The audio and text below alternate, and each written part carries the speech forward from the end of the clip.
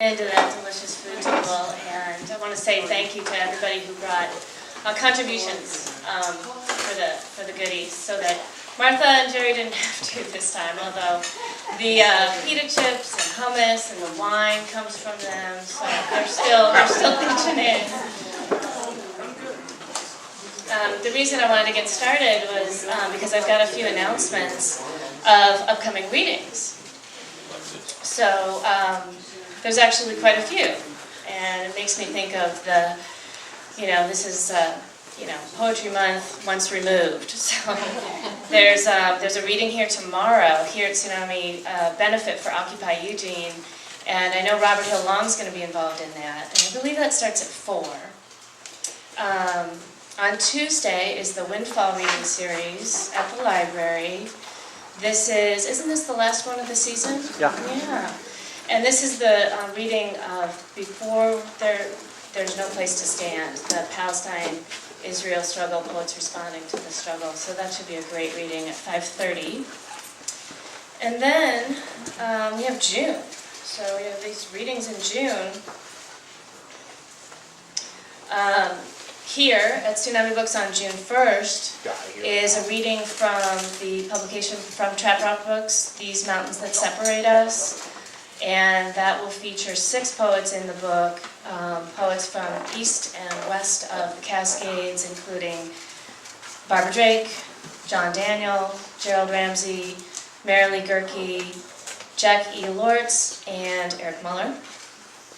Also on June 1st is a poetry writing workshop led by Stephen Blue at the Public Library, and that's going to be starting at 2 o'clock. And Stephen Blue, Michelle Graff, and Cara McKenzie leading a poetry writing workshop. Everyone welcome. And following up on that, also at the library on June 8th is a poetry showcase and open mic starting at 2 o'clock. Includes an open mic, but there's featured reader Ingrid Wendt and several other local poets will be giving a reading there with the open mic to follow, so that should be fun to come to. But also on June 8th, and this is what happens in this town, we have these competing readings now. So a reading of Uttered Chaos poets, Laura LaHue's press, Uttered Chaos. This is a literary salon at her house featuring the poet Cheryl Letcher and our very own Nancy Carroll Moody. And if you want more information, you could speak with Nancy or myself or Laura for June 8th, 2 o'clock.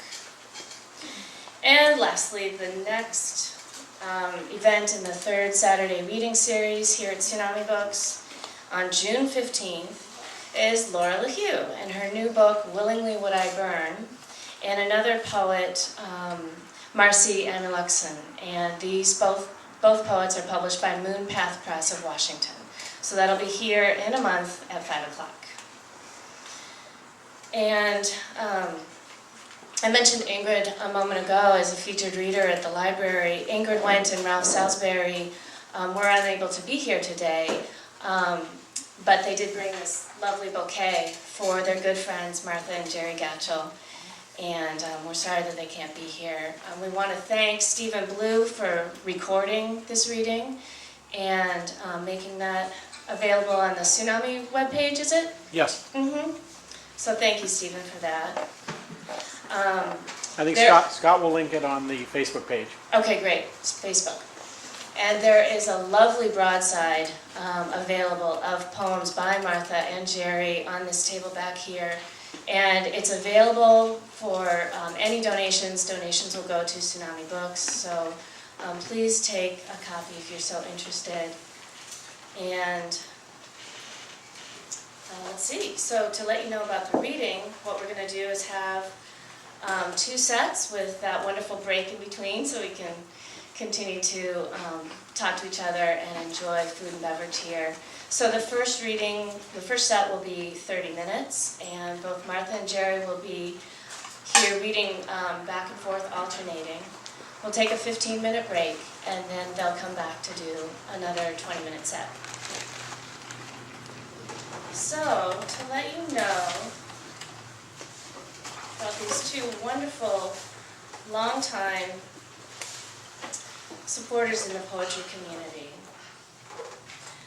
One thing that I found out that's they've known each other for most of their lives. They met as kids when both their fathers were teaching English in the high school.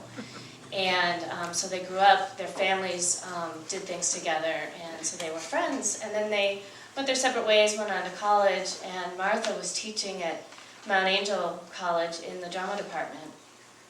Jerry had decided to come to college and work in the theater, and that's how they met and got together. So they just celebrated their 42nd wedding anniversary. Oh, wow. And they've been together since the late 60s. They're both longtime workers in the Oregon Department of Forestry.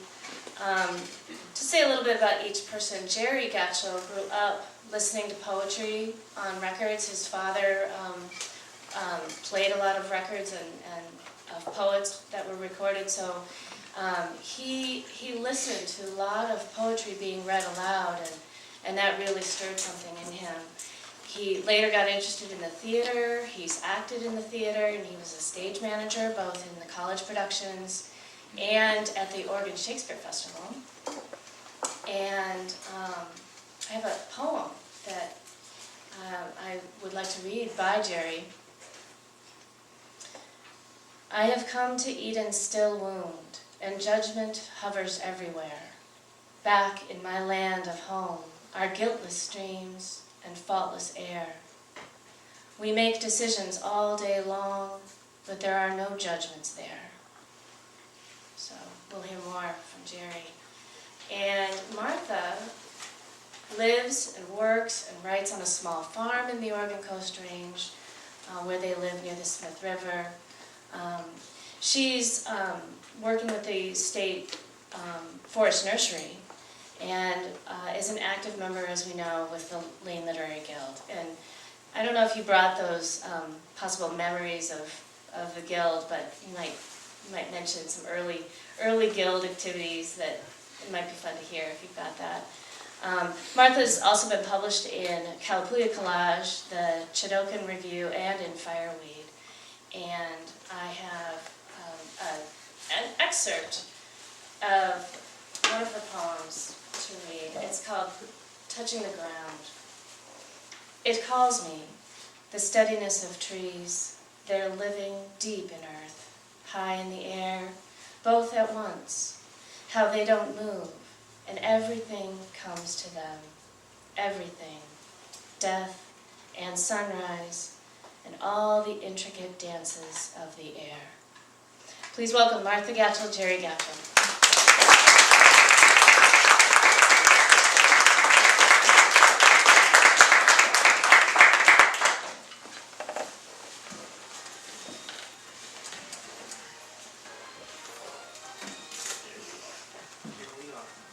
Thank you all for coming.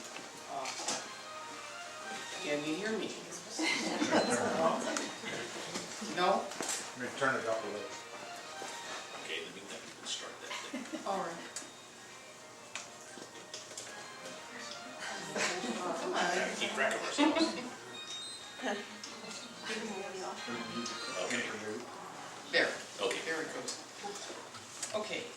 To begin, another round of thank yous to Stephen, to Tsunami, to everybody for coming, and especially to Jenny, who has done an amazing job of digging us out of our rural vastness and putting this reading together for us, and we are very, very grateful. We're also very tired because what we're going to do is a kind of pastiche patchwork quilt of many poets, including us. And we've spent the last week going through more than 1,000 poetry books at Smith River, picking out things. And then having to say, no, we don't have time for that. If we had done everything that we initially pulled, you'd be here until next Tuesday. But I think that's enough about, you will see. What we're going to do is trade off reading,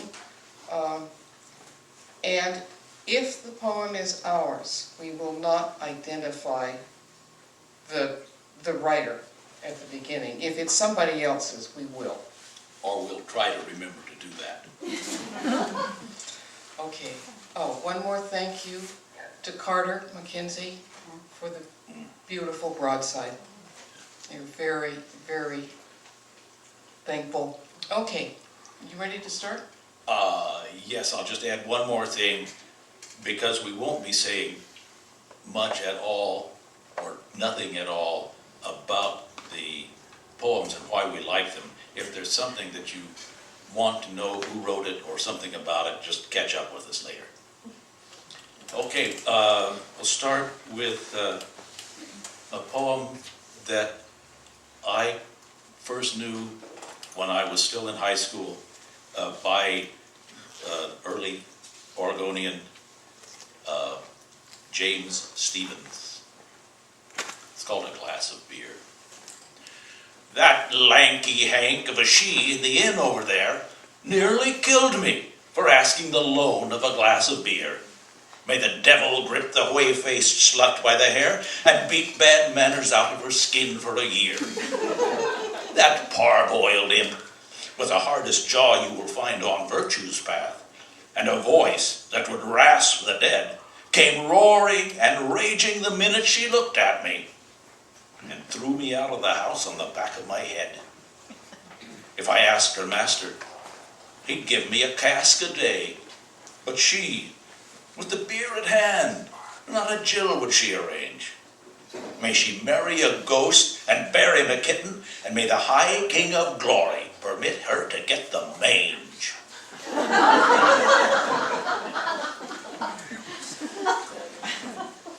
This is from an exercise in a workshop, which was great fun. The assignment was to use as many cliches in as few lines as you can. And this is called The Old Wife Speaks Her Mind. I said, "Hey, give me a break." And they said, "Take it." But the minute I started to toot my own horn, they announced that silence was golden. Hell of a note. And now they tell me rare June days are a dime a dozen and the moon burns kerosene. Why bother? The sun is fire enough, and keeping it bottled up is just asking for spilt milk to cry over. I just sit tight and count my chickens, but they won't hold still for it. They're all out dodging the traffic, making it to the other side of the road by the skin of their teeth. They're getting scarce. Listen, people who live in canvas houses shouldn't dance for rain, let alone paying the piper cub to seed the clouds. But who listens to me? They're all too busy turning a deaf ear and a fast buck, looking for somebody to pass it to. I mean, it's a dog's day any way you slice it. I keep thinking I've reached the end of my tether, but honey, let me tell you, there's always a new leash on life. Okay, and this, again, is me doing a persona poem for my muse, who you will notice is male. Since I'm female, I think they change places. It's called A Muse Addresses His Poet. Hey, you in the sack, remember me? Your inspiration? That's right, the guy who shouts. Ahem. Unbolt your ears, my deafkin. I come, sweet, suffering Stafford. Put down that Agatha Christie and listen up. Here I am, sweating away in this grackle's nest you call a mind, laying ideas like eggs. And what happens? They all fall out of your head unhatched because you can't be bothered to write them down. I've had other offers, you know. I don't have to hang around you, shouting myself frog horse through this fog of crossword puzzles, self-pity, and grocery lists. Pounds teeth, you paltering pile of old bard's bones, you shimmering slug, yes you, dripping with long, lush syllables that drizzle like honey out of all the cracks between your fingers. Grab hold there, dearie. Fuzzy head, Slothkin, look, read my lips. To write is an active verb. Don't snuffle and clutch my sleeve. Brace up. I'm here, old Uncle Exasperation. I am, Yeats, help me, your muse. Employ me, please. Oh, nice. This is from Stephen Torr, Line Slinger for Jake. The raven somersaults in cold air and pumps up river, talking to himself in harsh, ancient syllables. Or perhaps to the coyote below him, who leaps up from sagebrush or snowdrift with a mouse in his jaw, like a poet who stumbles on a sudden tasty metaphor and jumps out of bed to revise his stanza. Also from Torr, In Praise of Rain. The storm has pushed me inside again, thank God. Enough dry wood to keep the tea hot, acorns thumping on the roof. Beneath the gaslight, an oak moth is laying her eggs in an open book. It is November. This fist making words has darkened like a manzanita root. Cold day's bounty. So much here. This little coastal mountain stream, last night's full moon, and these dark salmon spawning here beneath the overhanging yew on the shortest day of the year. And Torr again, fall song. The ripening grain field swells out of the aspen shadow across the river. Another river, sucking silt into its wings and calling geese down, as all rivers call us, down from our roads.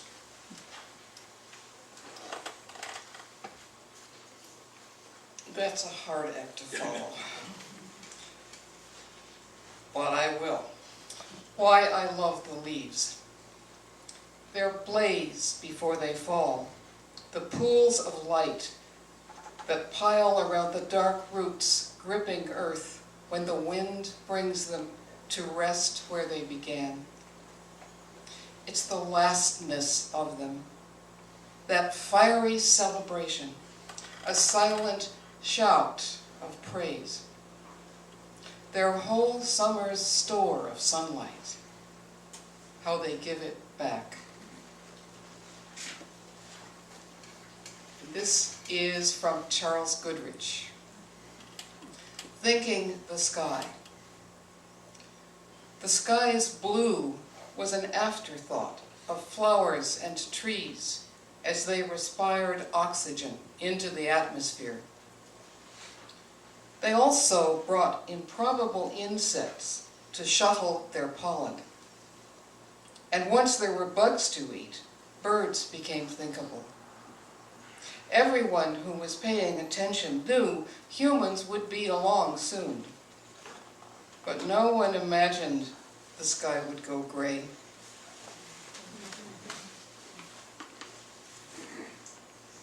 Clem Stark, a little meditation on machines. A broke down backhoe, one tire flat and the bucket missing, left in a ditch by the side of the road. Another machine has bit the dust. Another example of mechanical infidelity. Although machines are not sentient beings like ground squirrels or congressmen, they have a life of their own, parallel to ours. They can remain very quiet for a long time, gathering force, preparing themselves for the day when they will betray us. And although we consider ourselves superior compared to machines, we are nothing but small, pathetic, soft-bodied creatures with little to brag about.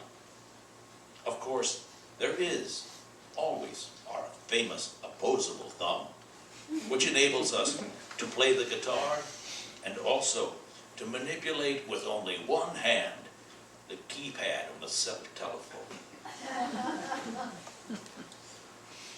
Here's the second part of tour. Got a lot of tour in here. After the fire. Hot liquid of diesel and throb of piston. Sweet steel machine. Rock mountain cut open again. Hammered kidneys and spine. The man with the swollen hands going deaf in the yellow cab. Could one have read it in the etched vault of stone, the calcium fragments, a broken shell, dusty, wormed calligraphy, and the little pile of obsidian flakes among burnt stones? Could one have imagined Europe's forests gutted? The stench and smoke of wild carcasses blackening heavens of one hemisphere, then another. The lowlands and prairies ripped open like sheep, the steaming coasts sloshing red with sawdust and whale blood, mountains flushed with monitor nozzles, buffalo tongues, and black liver of riverlands buried under the rubble of cities. A white man's jaw full of gold teeth biting a black nipple. Could anyone have seen the first whittled bone and black stone blades in a man's nervous hand doing this?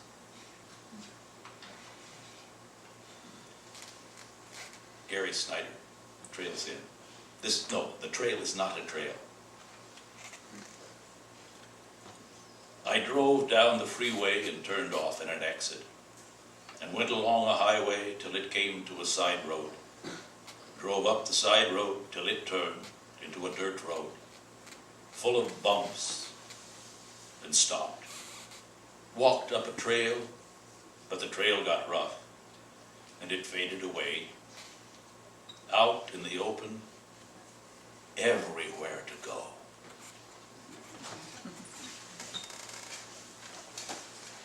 We're going back home to Smith River for this one. It's called Up Summit. Up Summit Creek. First walk of the year up the Middle Fork in long last light, gold on the snow. Deep forest, dark green, shading into black, shadows growing out from under trees. The red-brown road, thick, soft under crisp crust, boot crunch, breath smoke on the cold air. Walked ourselves warm, sweating up the steep track, good tug of muscle lifting us along, a grouse exploding out of furs.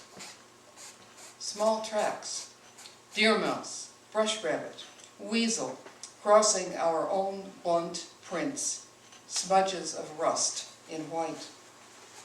Chatter of bush tits, chickadees, a solitary wren, brown in brown shadow. Up as far as the second cutting, then down again, springy kneed, into mist, sunset, tall weave of branches against the clear west. Doorstep, fire on the hearth. Stand at the kitchen window, drinking spring water, clear as sky at sundown. The taste of snow in it.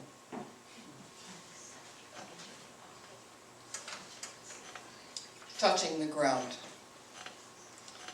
My life is connected to trees, but the connections weaken, fail, severed by doors I don't walk through, windows I don't look out of, by walls. Every walk I don't take leads me further from the truth, and the truth is so plain, so ordinary. Root, trunk, branches, leaves. I am embarrassed and turn away, but it calls me.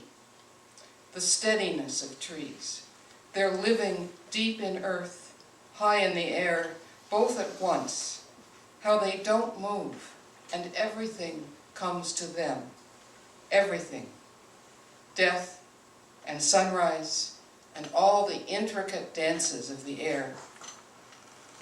So surely present in their silence, they have no need to speak. Wind speaks for them, and birds, and falling rain. They are the makers of peace. A rain-wet branch of cedar brushes my cheek, washes away the salt, and the cold, clear touch of it heals. We stand near to each other, sharing the stillness of winter air, breathing in silence. Hearing chainsaws. It's just a corner. 80 steep acres of blackberries, springboard stumps, and tall old second-growth trees wedged in between BLM land and state forest holdings. Forest is a far word, almost as distant as stand of timber, but in the opposite direction, towards wilderness. Here there's an orchard, a creek, the house and piled garage. Across the road, the pasture slopes up to meet the woods. I live in these woods, tending a garden, patching the roof, walking among the trees. They are near and homely, good friends, the dark fur pelt of these steep hills. They are not owned, grow slowly. This morning, up Summit Creek Road, beyond the green-black stand of shadows pierced by sun, I hear the saws begin. They run, pause, run again. They are making the back cuts. All around me, against the brightening sky, the trees stand still. As sun lays the pasture open to morning, and air warms, rising, I hear the first tree fall.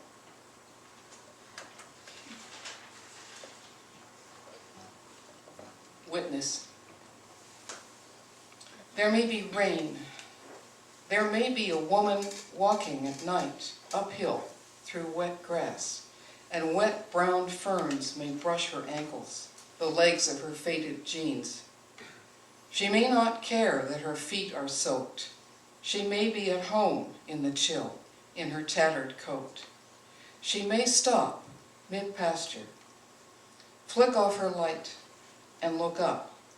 She may stand still in the dark to watch the black shapes of the trees appear against the sky, to hear the sound of rain all around her, its embracing whisper, to see the faint gray shine of clouds bloom over the hill.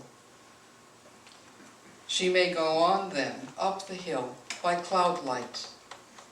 She may feel through her shoes thin soles, the earth curve under her feet, how it rises, lifting her as she walks. She may hear the faint brush of each invisible step. When she turns back, starts down again, toward the small, far glow of the house, she may look up once more and see, astonished, a black rift in the sky's gray skin, and in it 3 stars, clear above the hill's rim in the north. Any night of rain, she may walk the hill path, be there to see moments of cloud, moments when stars appear.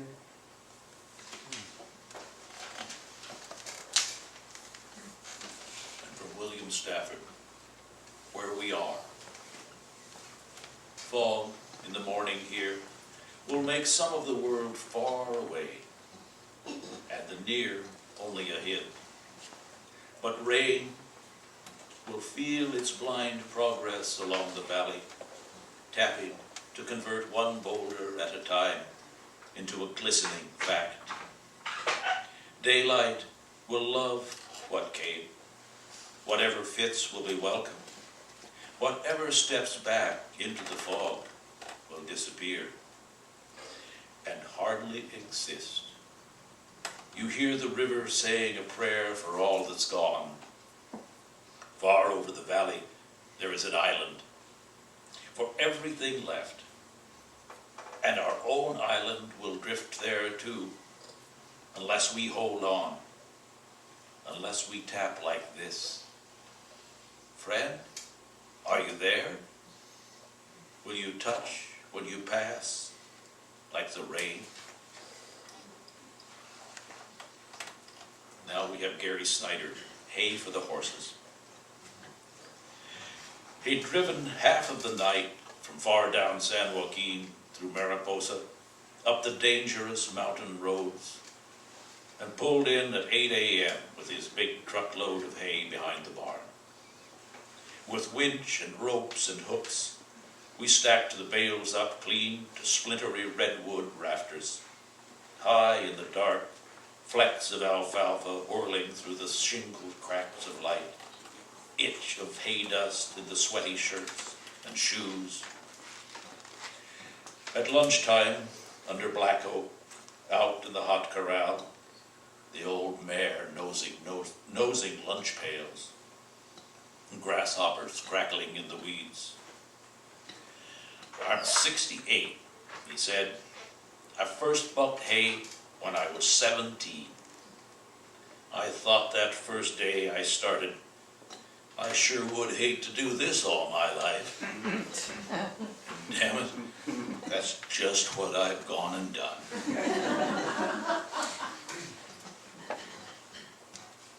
This is Charles Goodrich again. Evening Star. Fork down hay for the white-faced steers. Sit in the haymow door, watching the horses graze, chewing myself a dry clover sprig. Long day over, no evening plans. Dust motes drift on the ambering light. Pigeons flap and coo in the rafters.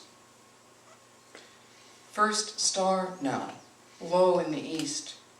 Sweat cools and crusts on my face. Muscles lean back on their bones, and all thoughts heel down to a low whistling. Robert Sun. Now, as the sun sets, cricket songs begin to rise straight up. Thin black stalks rising into the air, holding up invisible buds of song which open out into the silence. This is from Ursula K. Le Guin. Late dusk. The sky is rose quartz amethyst over dark hill, dark trees, dark roof. Say dark so long it has no meaning. Say I would be further west. Say I am not far enough. Say the light is beautiful, fading.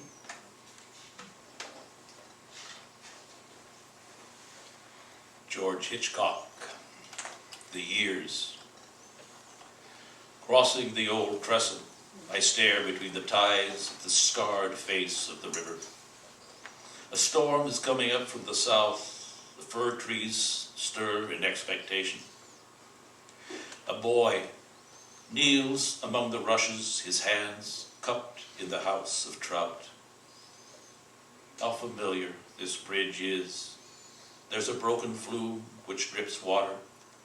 A sawmill on the plank road beyond. The fragrance of new bracken. And from my wet hands, sunlight spills like an unending stream of fish.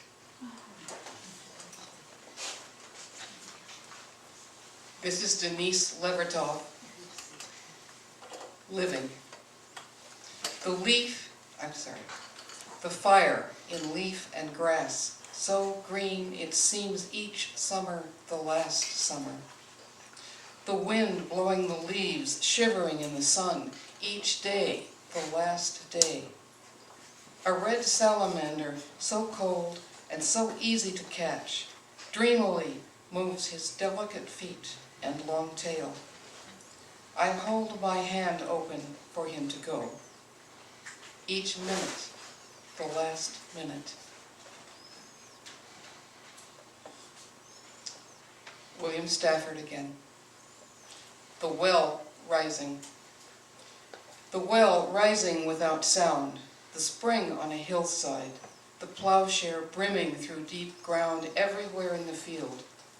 The sharp swallows in their swerve, flaring and hesitating, hunting for the final curve, coming closer and closer. The swallow heart, from wing beat to wing beat, counseling decision, decision. Thunderous examples. I placed my feet with care in such a world.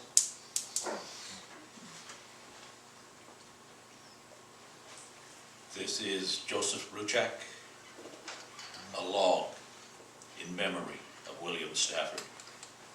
There is a log, quiet in the woods, life on it, within it, all around it. But we step over it on our way elsewhere. We don't even think about being that log. We want to be bright lights, stars in the sky, another sun, or at least an eagle, flying, not at rest. Instead of that log, we try to pull ourselves, sheer force of will, up into the sky. We need it, of course, that log.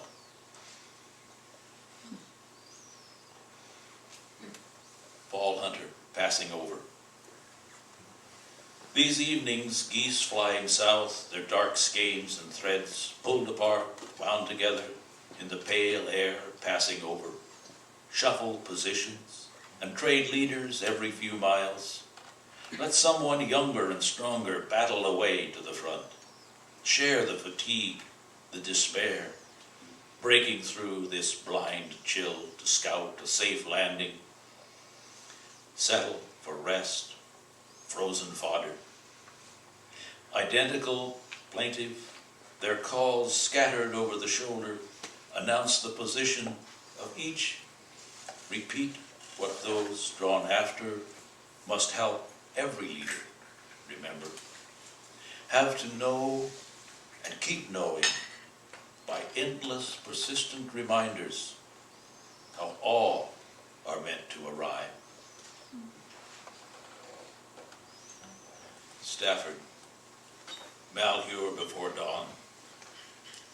An owl sound wandered along the road with me. I didn't hear it. I breathed it into my ears.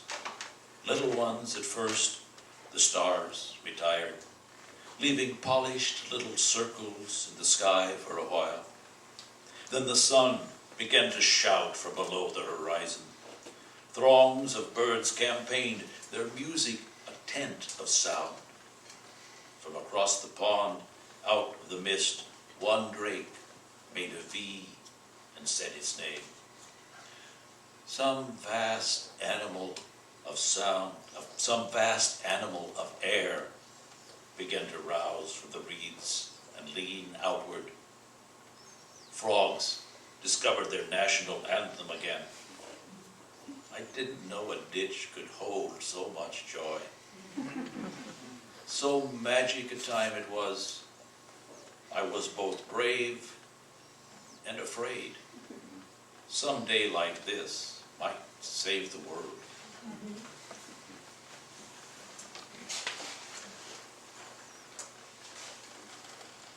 I think, Jenny, how are we for time? Okay. Yeah, one or two more? Yeah, we got a few more short. This is Ingrid Went. It's called Canon, C-A-N-O-N, the musical term. Canon. Close as a secret, Joan's whole fish hatchery keeps between itself and shores of Green River. There's a canyon tucked under a sky so high, only one red wall at a time sees sun. Last week, 5 hours, the only human around, I followed that course. Jones Creek, eternally baptizing watercress. Cottonwood's gold confessing my feet. My soul expanding, expanding. No words could have contained it. No echoing nave, no dome. The trail register asked for remarks. Beautiful, great, stupendous, some said. Better than Zion, without the crowds. It was time to go home. Yet one caught the last of the sun. All this earth, and I, a creature on it. Benediction, ringing, each step back to the car. Company, all that long drive back to town. This is Mary Oliver. What is there beyond knowing? What is there beyond knowing that keeps calling to me? I can't turn in any direction, but it's there. I don't mean the leaves grip and shine, or even the thrush's silk song, but the far-off fires, for example, of the stars. Heaven's slowly turning theater of light, or the wind, playful with its breath, or time that's always rushing forward or standing still in the same, what shall I say, moment. What I know, I could put into a pack as if it were bread and cheese and carry it on one shoulder. Important and honorable, but so small. While everything else continues, unexplained and inexplicable. How wonderful it is to follow a thought quietly to its logical end. I have done this a few times, but mostly I just stand in the dark field, in the middle of the world, breathing in and out. Life, so far, doesn't have any other name but breath and light, wind and rain. If there's a temple, I haven't found it yet. I simply go on, drifting in the heaven of the grass and the weeds.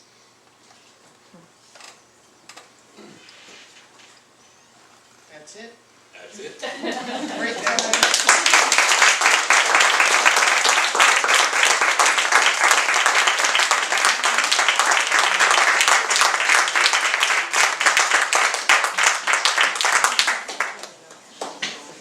So let's take about 12 to 15 minutes and then I'll drag you all back up.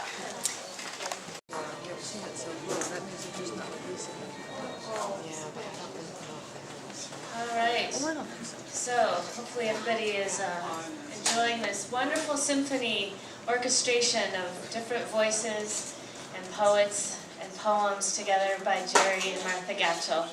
Once again.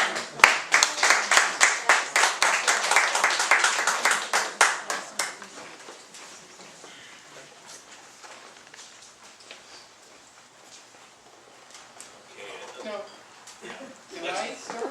You give a brief introduction and then we'll step back from the microphone. Okay, this is a chant, a warm-up, which I learned at Centrum, at a writers' conference there, from Jerome Rothenberg, who said in the middle of his reading, okay, everybody stand up, we're going to do the cigar chant, get everybody awake again. So, this is, okay, this is how it goes. And we would like everybody to join in after we get it goes. All I want is a good 5-cent cigar. Hey, hey, ho, ho, hey, hey, ho, ho, hey, hey, ho, ho, hey, hey, ho, ho, ho, ho. Let's do it again. 3 times. Do we stand up? Yes, if you want to. Okay, No, that's no, our thing.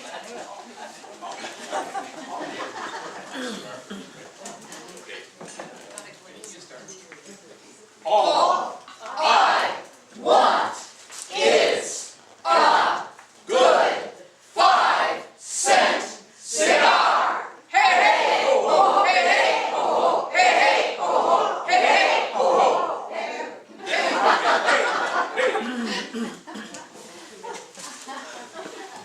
okay.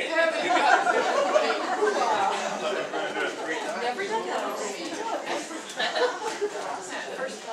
Yeah, and in a somewhat similar vein, actually, this is a poem by Philip Appleman, whom I had never heard of before. Oh, karma, dharma, pudding and pie, give me a break before I die. Grant me wisdom, will and wit, purity, propriety, pluck and grit. Trustworthy, loyal, helpful, kind. Give me great abs and a steel trap mind. And forgive, ye gods, some humble advice. These little blessings would suffice to beget an earthly paradise. Make bad people good, and good people nice. And before our world goes over the brink, teach the believers how to think.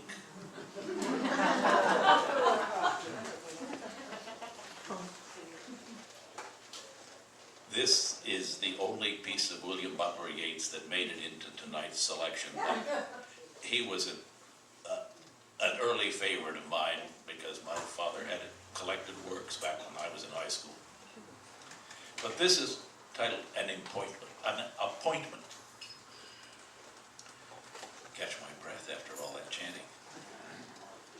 Being out of sort with the government, I took a broken root to fling where the proud, wayward squirrel went, taking delight that he could spring, and he, with that low, whinnying cry that is like laughter,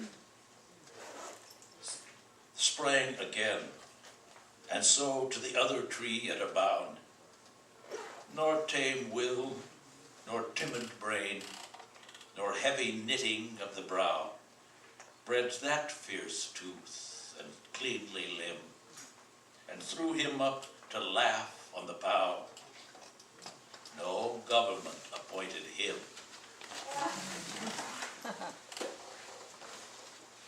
This is Wendell Berry. It's called The Change. I'll never know what caused it, the sudden going down into pointless sorrow, great beyond all causes I can think of.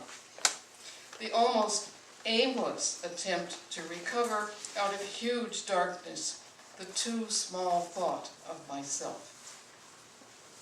Something turns over in the heart, like the black side of a mirror, turned to the light. I'm exhausted by the thought of all the possibilities that are lost. Now, after the evening storm, the wind blows fresh off the hills. The ripples speed again, speed against the current. The air clears. A kingfisher turns the rusty hinges of his song. The rain has left delicate lichens, clearly visible, green on the wet trunks of the sycamores.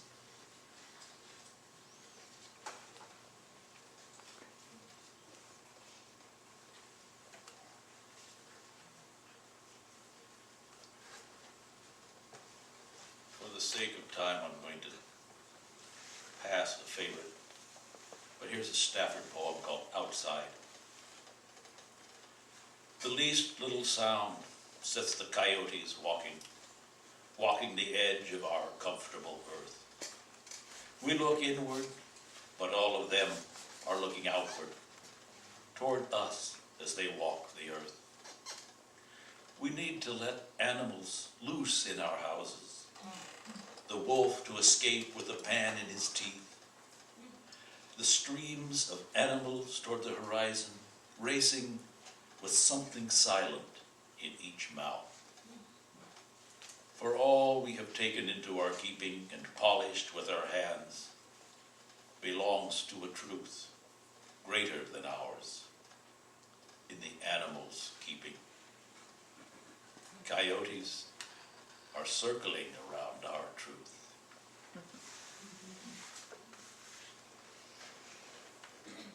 Hearing Coyote. There he is again, at the head of the canyon, far up the creek, yelling, laughing, howling his song. I tell him, hush, go away, the government trapper will hear you.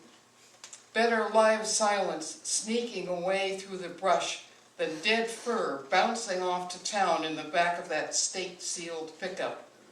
But he doesn't hear. I tell him, quiet! There are too many white ears around here, including mine, which I should stick my fingers in, talk, shout, play the radio loud to keep from listening. Coyote, don't sing to me. I'm not supposed to hear you. Coyote, Coyote, stop it.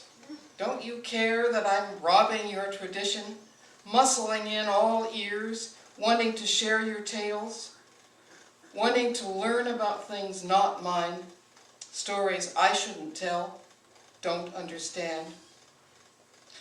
Paleface, eager beaver, busybody, spelling your name in steep trees, high rim rocks, dreaming sharp teeth, shaggy coats, the moon, swift shadows that grin. No use. He won't shut up. And I can't help listening, loving that music, wanting to learn the song. All right then, old man, as one opportunist to another, tell me the joke. We stole it all, but we've lost the laugh somewhere among the loot. We're sad, Coyote. Can't sing, can't grin. It isn't funny. We take it seriously. So how come you're still howling away, splitting your sides with the fun of it, and we're here empty, stuffed faces and hungry hands? Is it on us, after all, Coyote, that joke? Stick around. Keep singing it. These cold nights when your voice opens the sky to every star there is. I hear you. Laugh at me long enough. Maybe I'll learn.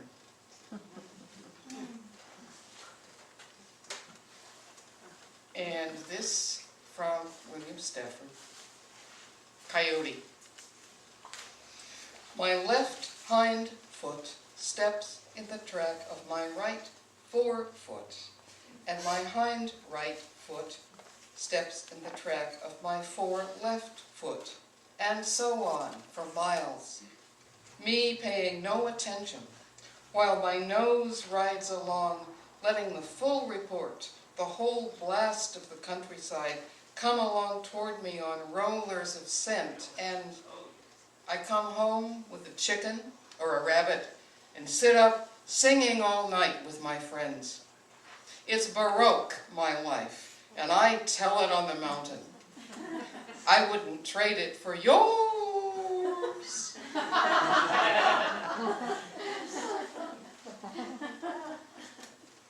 Wendellberry, the snake. At the end of October, I found on the floor of the woods a small snake whose back was patterned with the dark of the dead leaves he lay on. His body was thickened with a mouse or small bird. He was cold, so stuporous that his full belly and the fall air, with his full belly and the fall air, that he hardly troubled to flicker his tongue. I held him a long time, thinking of the perfection of the dark marking on his back, the death that swelled him, his living cold. Now the cold of him stays in my hand, and I think of him lying below the frost, big with a death to nourish him during his sleep.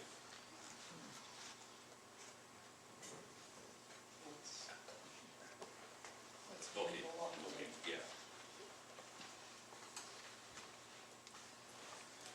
When despair, this is Wendellberry, a piece of wild things. When despair for the world grows in me, and I wake in the night at the least sound, in fear of what my life and my children's lives may be, I go and lie down where the wood drake rests in his beauty on the water, and the great heron feeds. I come into the peace of wild things, who do not tax their lives with forethought of grief. I come into the presence of still water, and I feel above me the day-blind stars waiting with their light. For a time, I rest in the grace of the world and am free.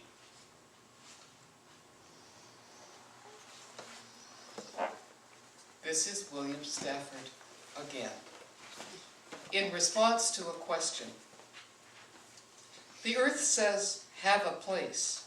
Be what that place requires. Hear the sound the birds imply, and see as deep as ridges go behind each other.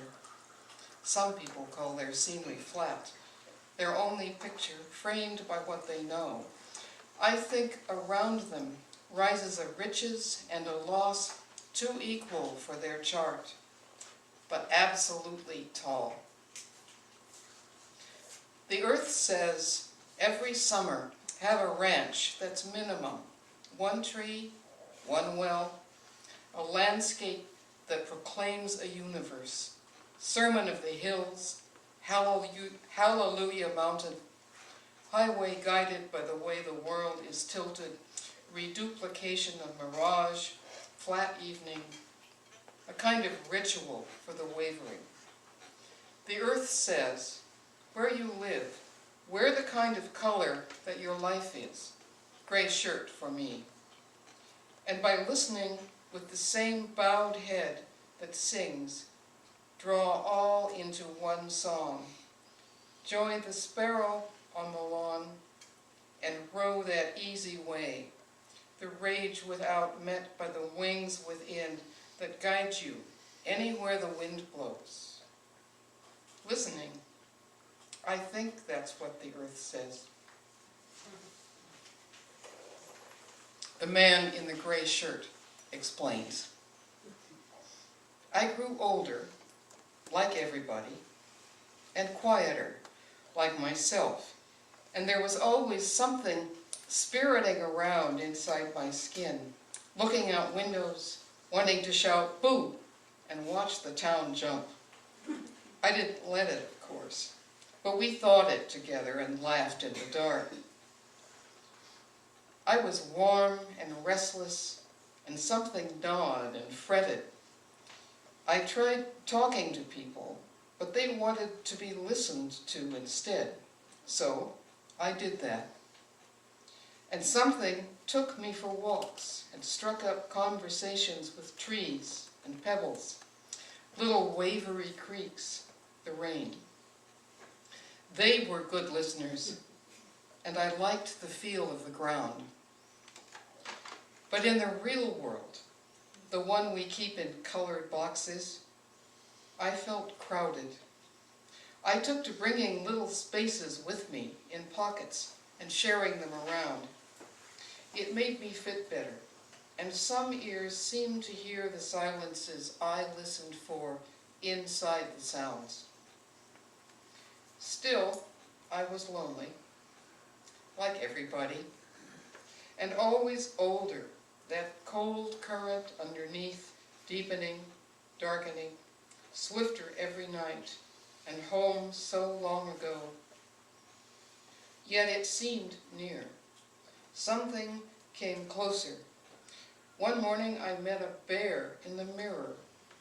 I opened a book and my face looked back at me from 100 years away, somewhere in Minnesota. Something welcomed me, and then I understood. I have been home on this ground a long time.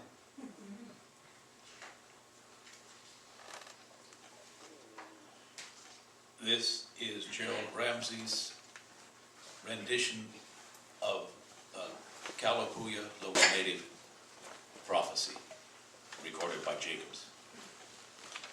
In the old time, by the forks of the Santiam, a Kalapuya man lay down in an alder grove and dreamed his farthest dream. When he awoke in the night, he told the people, "This earth beneath us was all black in my dream." No man could say what it meant, that dream of our greening earth, our mother. We forgot. But when the white men came, those iron farmers, and we saw them plow up the ground, the camas meadows, the little prairies by the Santiam, and we knew we would enter their dream, the earth plowed black forever.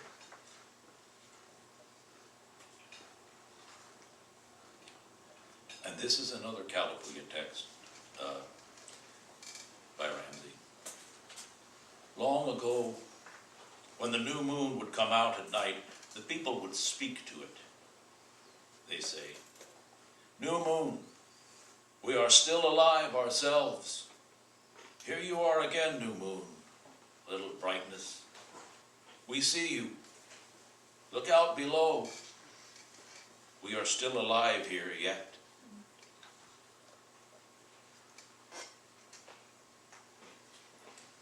This is for Ishi, known as the last wild Indian. Ishi came down. Ishi came down from the dusty hills and the tangled banks. Ishi came down. Ishi came down, the last one down. Ishi came down. Ishi came down, a hungry man. Ishi came down, with all of a people's culture on his back. Ishi came down. Ishi came down. The Yahi man, Ishi, came down, with an empty belly and a treasure for the world. Ishi came down.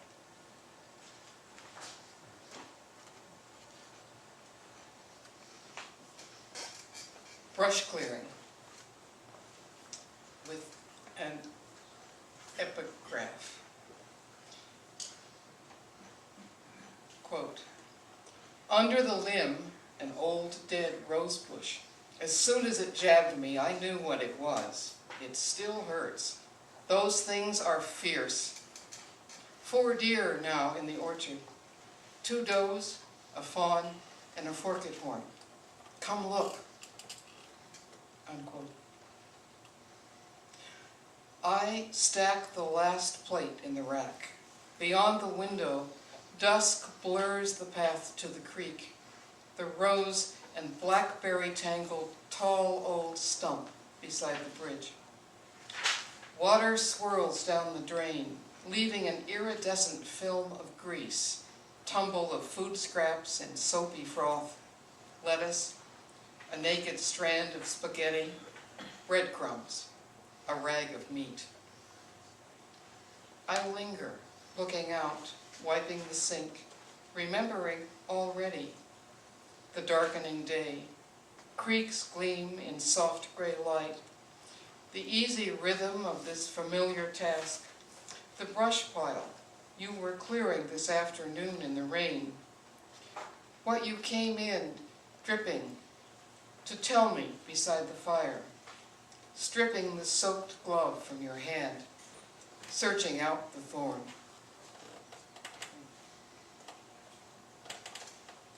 This is Gary Snyder.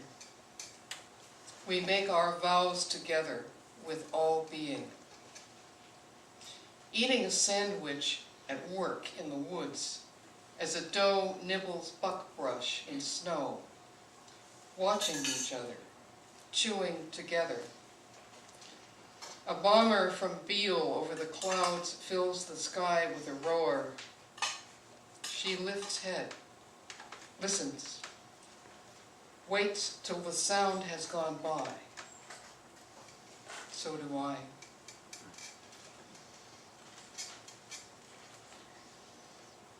And this is a trio, I think there's 3, no, there might be 4. Anyway, further continuing with the deer, and in this case, their encounters with cars. Starting with the classic Stafford poem, Traveling Through the Dark. Traveling through the dark, I found a deer dead on the edge of the Wilson River Road. It is usually best to roll them into the canyon. That road is narrow. To swerve might make more dead.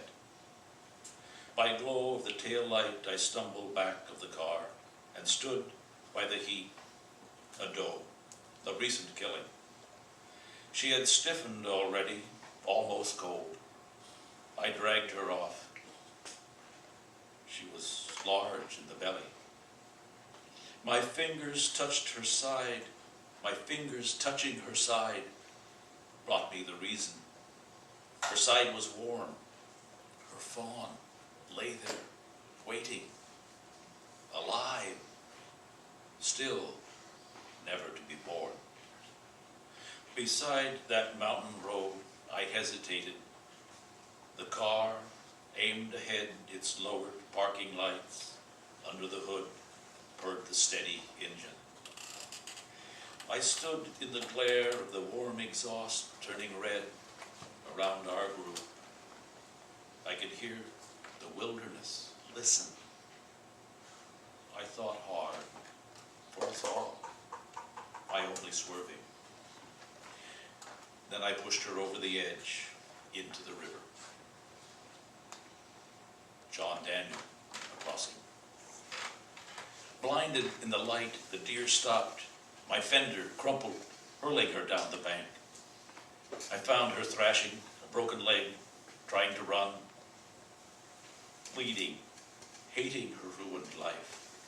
I grabbed a rock and hammered her head again and again, and stood breathing hard in the silence of stars and pines. Smeared rock, a perfect fit in my fingers. Again, my headlights tunneled the dark. I gripped the wheel. One of the strangers who kill at any crossing without the stomach to pay dead life. The respect of an honest hunger. Joseph Bruchak. Whitetail buck on the Daniels Road. I saw its eyes before I saw the deer. The sun was gone, a red glow in the west. It was that time when everything seems near, just starting out. Then most move toward rest. Its path was certain as an open chart, and what I had started would have been its end. The thump of metal stilled its pounding heart and left another wound for time to heal. My speed, exacting silence as its price.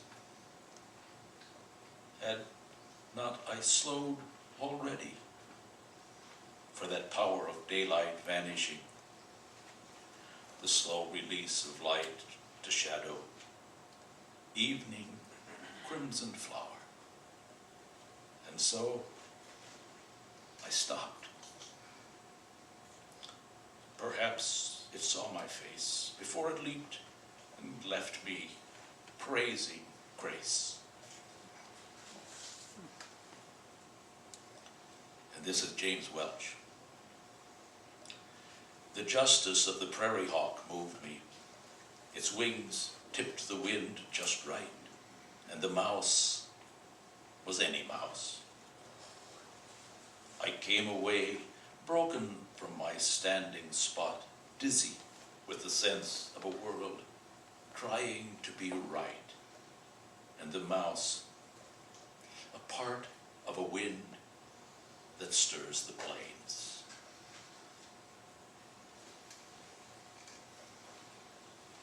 We are coming to the end.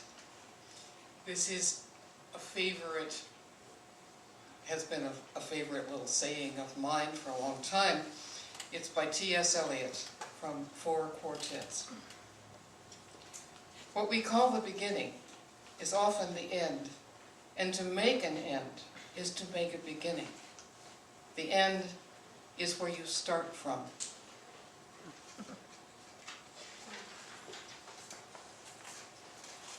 And now I get my gates. The song of wandering Uncas. I went out to the hazel wood because a fire was in my head, and cut and peeled a hazel wand and hooked a berry to a thread. And when white moths were on the wing and moth-like stars were flickering out, I dropped the berry in a stream and caught a little silver trout. When I had laid it on the floor, I went to blow the fire aflame, but something rustled on the floor, and someone called me by my name. It had become a glimmering girl with apple blossom in her hair, who called me by my name and ran and faded through the brightening air.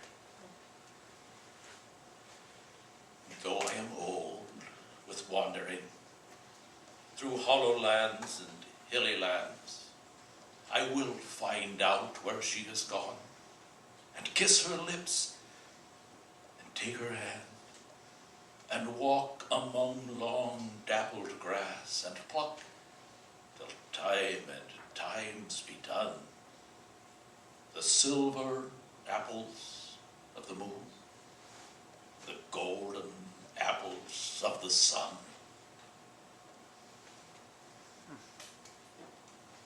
How are we doing, Jenny? You're just great.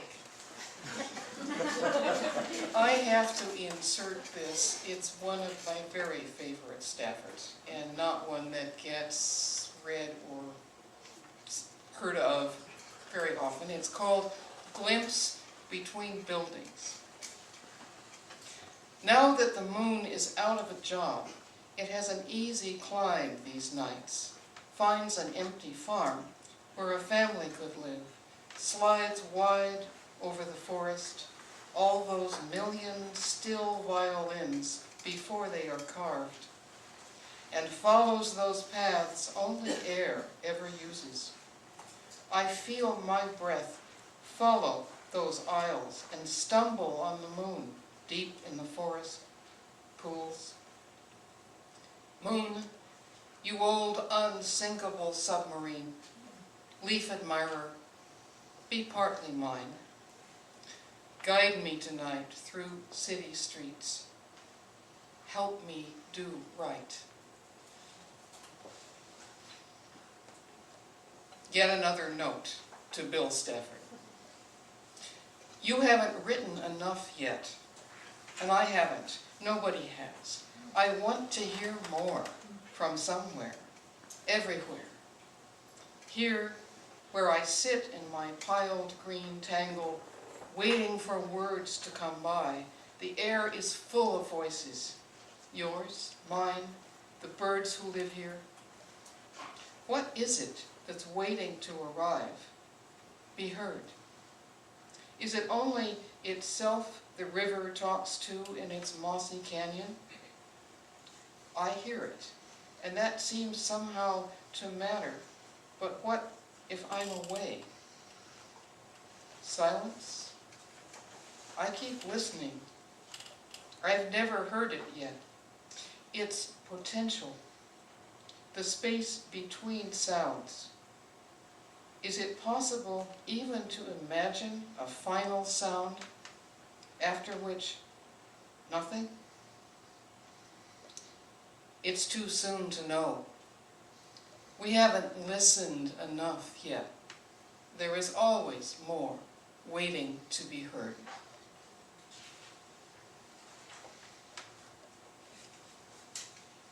Did we switch a minute?